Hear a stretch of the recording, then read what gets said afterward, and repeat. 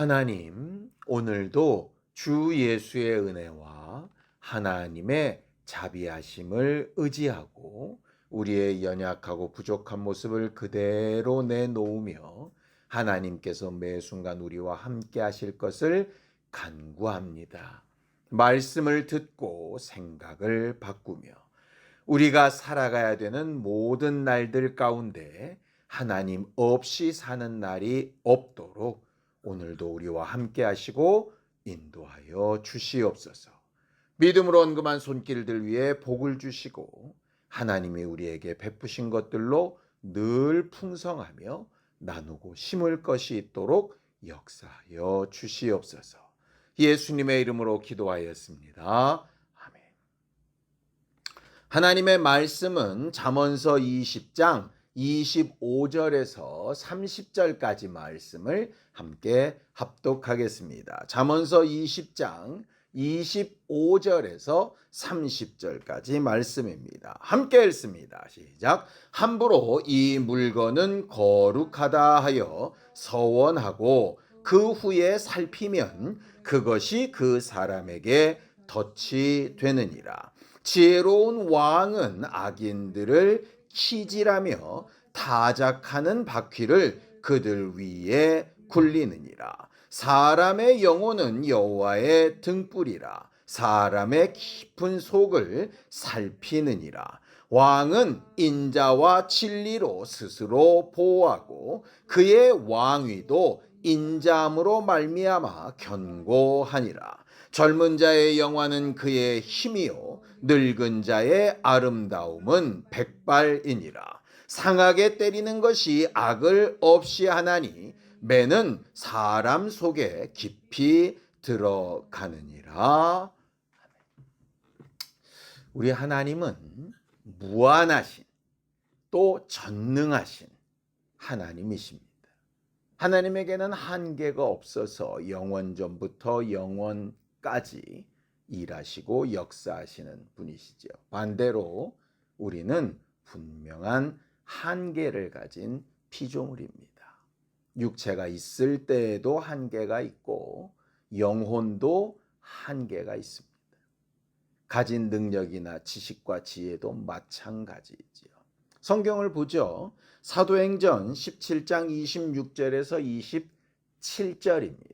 함께 읽습니다. 시작. 인류의 모든 족속을 한 혈통으로 만드사 온 땅에 살게 하시고 그들의 연대를 정하시며 거주의 경계를 한정하셨으니 이는 사람으로 혹 하나님을 더듬어 찾아 발견하게 하려 하심이로되 그는 우리 각 사람에게서 멀리 계시지 아니하도다라고 이렇게 이야기하죠. 우리가 가진 한계는 하나님께서 정해 주신 경계선이다라고 이렇게 말을 합니다. 그리고 그런 한계나 경계를 정하신 이유는 간단하게 단 하나, 하나님을 발견할 수 있도록. 자기의 한계를 맞닥뜨렸을 때 그 한계 너머에 계신 하나님을 인지하고 받아들일 수 있도록 하시기 위해서 그런 한계를 정하셨다라고 이렇게 되어 있어요. 우리한테 아주 좋은 일은 아니지만 그래서 아마도 뭔가 자기가 할 수 있고 능력이 있고 대단하다고 생각할 때는 하나님을 잘 발견하지 못하다가 병이 들거나 목숨이 위경에 닥치거나 자기가 스스로 해결할 수 없는 어려운 상황들을 만나게 되면 그때야 비로소 하나님을 찾게 되는 것 같아요. 그래서 믿지 않는 사람들 중에 스스로 능력 있다 하는 사람들이 볼 때에는 다 능력 없고 부족한 것들이나 찾는 것이 하나님이다라고 생각할 수도 있을 것 같습니다. 어쨌든 자, 이번에 그런 한계가 없이 무궁무진한 능력과 가진 물질을 가지고 떵떵거리며 사는 것이 좋아 보일지 몰라도 그런 사람도 자기가 인지하지 못할 뿐이지 분명한 하나님이 정해놓으신 한계가 존재한다라고 하는 사실이죠. 그래서 성경은 우리가 이 세상을 살아가면서 구해야 될 지혜가 엄청나게 많이 있지만 우리가 가진 능력이나 상황이나 환경이나 형편이 아무리 좋아도 절대 절대적으로 초월할 수 없는 유일한 한계, 그 한계를 빨리 느끼고 깨달을 수 있으면 좋겠다. 그것이 바로 지혜다라고 이렇게 말을 합니다. 시편 90편 12절입니다. 함께 읽습니다. 시작. 우리에게 우리날 계수함을 가르치사 지혜로운 마음을 얻게 하소서라고 이렇게 얘기합니다. 우리날 계수함을 가르치소서. 이 말은 간단하게 얘기하면 남은 목숨이 얼마쯤 되는지를 계산해 보게 해주세요. 이것이 진짜 지혜입니다 라고 이렇게 말하는 겁니다. 자, 그렇다면 우리가 죽을 날을 알면 지혜로워질까요? 저는 과거에 그런 얘기를 한 적이 있습니다. 암에 걸리거나 큰 병에 걸려서 시한부를 이렇게 받게 되면 저는 반드시 환자한테 알려줘야 된다고 늘 얘기를 했던 사람입니다. 그런데 최근 들어서 생각이 좀 바뀌었어요. 사람마다 다를 수 있다는 생각입니다. 왜냐? 죽는 날을 왜 가르쳐 줘야 되느냐? 죽는 날을 알고 낙심하라고 가르쳐 주는 건 아니지 않겠습니까? 그렇죠? 죽는 날을 알고 그 날까지의 기회를 잘 준비하여 살리라는 의미에서 가르쳐 주는 건데, 만약에 그 사람이 그 날을 알려줬더니 낙심해가지고 절망해서 바로 그 다음날 죽어버린다면 그게 의미가 없잖아요. 그래서 나를 아는 게 중요한 지혜라는 게 아니라 그 날이 언제인지를 알든 모르든 그 날을 잘 준비할 수 있는 게 지혜다라고 이렇게 말하는 겁니다. 그러니까 오늘 저녁에 우리는 우리의 남은 날들을 잘 계수하여서 그 날을 잘 준비할 수 있는 지혜를 구하는 시간으로 사용하려고 합니다. 우리가 병들었을 때 병 낫기를 막 사모하는 이유가 뭡니까? 병이 나아서 날수가 그나마 며칠이라도 연장이 된다면 그동안 우리가 더 하늘 가는 여정을 잘 살 수 있고 준비할 수 있다고 생각하기 때문에 낫게 해달라고 기도하는 것 아닙니까? 나아봤자 육체가 다시 죽는 건 뻔한 일 아닙니까? 지금 이 시간도 계속 흘러가고 있고 우리의 죽음은 점점점 다가오고 있고 내가 원하든 원치 아니하든 하나님께서 정해놓으신 그 한계는 계속 다가오고 있는 것이 현실이잖아요.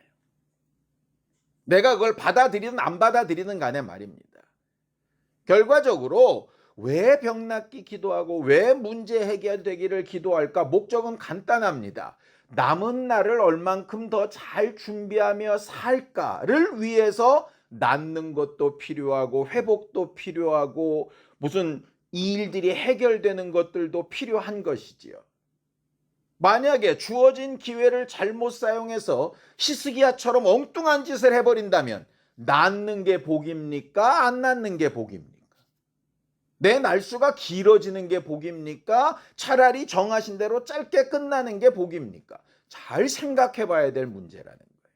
그러니 얼마나 남았냐, 몇 살까지 살았냐, 내가 어떠냐, 그게 중요한 게 아니라 그렇게 주어진 한계를 나는 지금 어떻게 쓰고 있느냐의 문제인 거죠. 그러니 그런 지혜가 우리 안에 잘 있게 되기를 바랍니다. 오늘 본문에는 그래서 그 남은 날들을 우리가 어떻게 사는 것이 좋을 것인가 하는 것을 아주 차곡차곡 정리해 놨습니다. 잠언서 20장 25절입니다. 함께 읽죠. 시작. 함부로 이 물건은 거룩하다 하여 서원하고 그 후에 살피면 그것이 그 사람에게 덫이 되느니라 라 그랬습니다. 서원은 바로 하나님 앞에 어떻게 하겠다. 반대로는 내가 하나님 앞에 이런 건 안 하겠다. 이렇게 약속한 것을 서원이라고 말합니다. 그 서원은 신명기에 분명히 이렇게 경고하고 있어요. 신명기 23장 21절입니다. 함께 읽죠. 내 하나님 여호와께 서원하거든 갚기를 더디하지 말라. 내 하나님 여호와께서 반드시 그것을 내게 요구하시리니 더디면 그것이 내게 죄가 될 것이라 이렇게 되어 있습니다. 여기 급하게 갚아라 더디지 말아라 하는 이유가 뭘까요? 하나님이 마음이 조급하셔서 그러실까요? 아니요, 우리 때문에 그렇습니다. 약속한 것이 늦어지고 길어지다 보면 우리가 가진 한계는 뭐가 있느냐? 기억력의 한계가 있습니다. 그리고 자기가 한 약속을 자꾸 자기 유리한 쪽으로 바꾸려고 하는 죄된 습성들이 있습니다. 마치 아나니아 삽비라처럼 말이죠. 그래서 길어질수록 늦는 만큼 이자를 덧붙인다 이 얘기가 아니라 길어지면 네가 까먹고 어길 가능성이 높아지니 가능하면 빨리 행하라 이런 얘기입니다. 그리고 그런 틈을 주게 되면 원수가 와서 또 우리 마음을 속살거릴 수 있으니 그런 틈을 주지 말라 하는 겁니다. 그럼 결과적으로 우리는 뭘 구해야 될까요? 내가 하나님 앞에 혹시라도 기억하지 못하는 약속이나 서원이 있는지를 기도해야죠. 그래야 모든 것을 생각나게 하시는 성령이 우리를 도우시지 않겠습니까? 또 기억이 났다 손치더라도 내가 갚을 수 있는 능력이 없으면 안 되지 않습니까? 그 능력을 하나님이 주셔야 가능한 거잖아요. 이삭을 바치는 것도 아브라함한테 이삭을 주셔야 바칠 수 있는 것 아니겠습니까?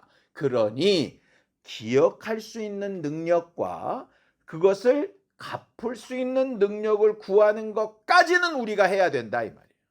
내 능력의 한계가 있으니 그것까지는 기도에서 도움을 얻어야 하는 것이죠. 그런데 기억할 생각도 못하고 기도할 생각도 못하고 갚을 생각도 못하고 있다면 남은 날이 계속 어떻게 되느냐? 죄가 계속 쌓여나가는 것과 똑같다라고 말을 하는 거예요.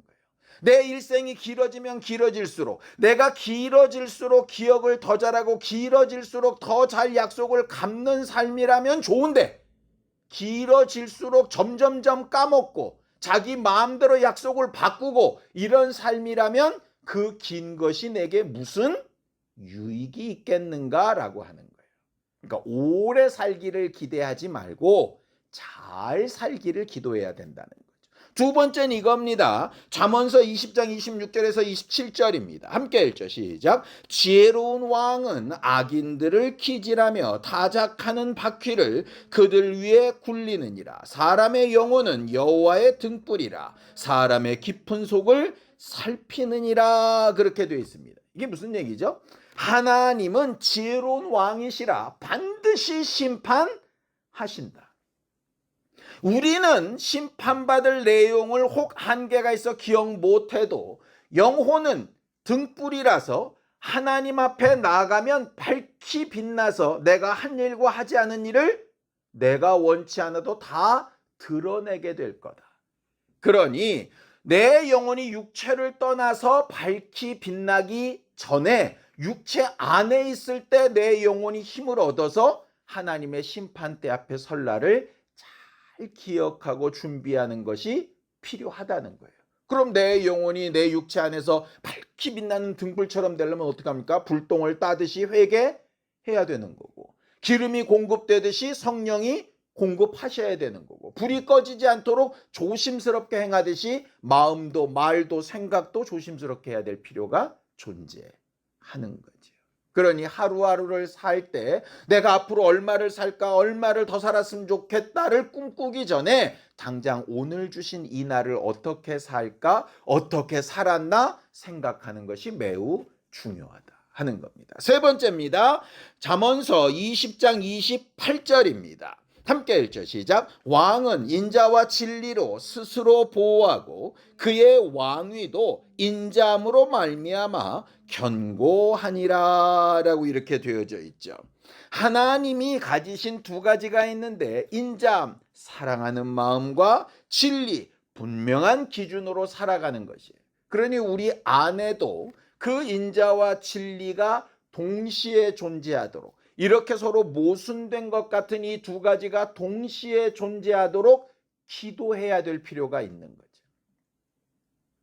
근데 우리가 병 낫기는 열심히 기도하고 물질이 생기기는 열심히 기도하고 상황이 좋아지기는 열심히 기도하는데 내 안에 분명한 기준과 함께 다른 이들을 사랑하는 마음까지를 더불어 기도하는 건 그렇게 열심내지 않고 그런 것이 그렇게 응답이 안 됐다고 애타하지도 않더라라고 하는 거예요. 하나님의 관심은 거기에 있는데 그렇지 않은 거죠. 우리가 지난 주일 경건하게 살자고 했는데 그 겸손함, 경건함이 왜 필요합니까? 우리가 오직 은혜에서 벗어나지 않기 위해서 필요한 것. 하나님 앞에 은혜도 또 하나님의 기준도 제대로 잘 구하는 우리 모두가 되기를 예수님의 이름으로 축원합니다. 마지막으로 잠언서 20장 29절에서 30절입니다. 함께 읽죠. 시작. 젊은 자의 영화는 그의 힘이요 늙은 자의 아름다움은 백발이니라. 상하게 때리는 것이 악을 없이 하나니 매는 사람 속에 깊이 들어가느니라 라고 되어 있습니다. 무슨 얘기냐? 젊은 자는 가진 힘과 능력으로 말할 수 있지만 나이가 점점 들어가면서 사람이 자랑할 수 있는 것은 백발 아니면 잘 가르친 결과물이라는 거예요. 이 말은 매를 심하게 때리는 폭력자가 되라는 얘기가 아닙니다. 자기가 가진 경륜이나 경험을 가지고 자기 후대와 자손들에게 아름다운 열매를 맺을 수 있도록 깊이 들어가는 교훈을 줄 수 있도록 그렇게 살라는 말이에요. 대표적인 예가 누구냐? 야곱입니다. 야곱은 어떤 사람인지 잘 아시죠? 굉장히 젊었을 때 의욕도 충만하고 욕심도 많고 그랬던 사람입니다. 그렇죠? 그리고 어쨌든 외삼촌의 집에 가서도 성공을 위해서 막 몸부림쳤던 사람입니다. 그리고 아들도 부인도 많이 두고 뭔가 풍성하게 능력 있는 사람으로 살았던 사람입니다. 근데 그의 말년이 뭡니까? 자기 가진 것으로 자기의 자녀들을 살릴 수 없어서 요셉의 초청을 받고 애굽으로 이주하지요. 가진 능력도 물질도 사회적 지위도 없는 사람입니다. 그런데 그 야곱이 어떻게 합니까? 당대 최고의 지도자라고 하는 지금으로 따지면 미국 대통령 같은 바로에게 손을 들어서 축복합니다. 뭘로 축복하죠? 자기가 일생 동안 하나님 앞에 살아온 그 믿음과 하나님이 베푸신 것을 믿고 축복합니다. 자기의 인생이 잘났다고 자랑하는 거 아닙니다. 굉장히 험악한 인생을 살아왔다고 말합니다. 그럼에도 불구하고 내가 지금 이 자리에 서 있을 수 있는 하나님의 은혜 때문이라고 최강의 지도자에게도 분명하게 교훈하여 말할 수 있는 백발을 가진 사람이었어요. 거기에 그가 숨이 거두어가기 직전 그 12명의 아들들에게 축복하는데 좋은 게 좋다고 대충 축복하는 게 아니라 한 지파 한 지파를 정말 영감 있게 정말 그들에게 꼭 필요한 말들로 하나씩 따로 그렇게 축복할 수 있는 명철함과 영감이 있었던 사람이 바로 야곱이었습니다. 자기 육체 하나도 펼 수 없고 이제 누워 숨이 끊어질 사람의 마지막이 어떠했느냐? 그 자손들을 대단히 축복할 수 있는 능력이 있었던 사람. 결국 우리가 남은 날 동안에 구하고 얻어야 될 건 자신들한테 어떻게 유산을 해줄까, 얼마나 돈을 물려줄까, 집을 어떻게 물려줄까 하는 것보다 더 중요한 건 내가 백발을 얻어가며 얻어낸 하나님의 은혜와 아주 올바른 이 진리의 기준을 내 자손과 후손들에게 어떻게 잘 가르쳐서 스며들게 할까. 그래서 오늘의 나보다는 내일이, 우리의 세대보다는 다음 세대가 하나님 앞에 어떻게 복으로 살아갈 수 있게 할까 하는 것을 고민하며 기도하는 게 매우 필요하다는 거죠. 물론 어떤 사람은 아직 내 인생은 많이 남았어 이렇게 생각하는 사람도 있을 수 있고, 난 정말 얼마 안 남은 것 같아 이렇게 생각할 수도 있겠죠. 그러나 그 날은 우리의 예상일 뿐이지 하나님의 계산과는 대단히 다를 수 있으니 주어진 날 동안 우리가 마땅히 기도해야 될 제목들을 우리 마음속에 두고 지혜롭게 잘 기도하는 신령한 사람, 또 신중하게 나이 들어가는 사람들이 되기를 예수님의 이름으로 축원합니다. 마지막 한 구절만 읽고 마치겠습니다. 고린도후서 4장 16절입니다. 함께 읽죠. 시작. 그러므로 우리가 낙심하지 아니하노니 우리의 겉사람은 낡아지나 우리의 속사람은 날로 새로워지도다. 우리는 반드시 내일 하루 더 늙을 겁니다. 그런데 우리의 속사람은 하나님이 주신 지혜와 영감과 은혜와 또 하나님이 세우신 기준과 내 자손들을 충분히 축복할 수 있는 백발로 영화롭게 될 수 있게 되기를 예수님의 이름으로 축원합니다. 함께 같이 기도하겠습니다.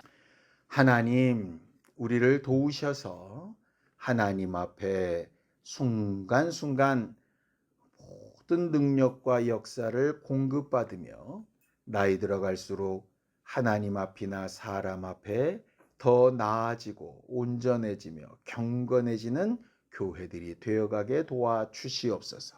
이를 위해 지혜도 더하시고 능력도 더하시고 하나님의 영감도 더하시고 성령의 후원하심도 더하셔서 하나님이 일하신 증거를 누구 앞에서나 담대히 말할 수 있게 우리 모두를 지켜 주시옵소서. 이제는 우리 주 예수 그리스도의 은혜와 하나님 아버지의 극진하신 사랑과 성령님의 감동하시고 함께 하시는 분명한 증거가 시간이 가면 갈수록 하나님 앞에 더 나아져가는 교회가 되기를 꿈꾸는 우리 모두 위에 이제로부터 영원까지 함께 있을지어다. 아멘.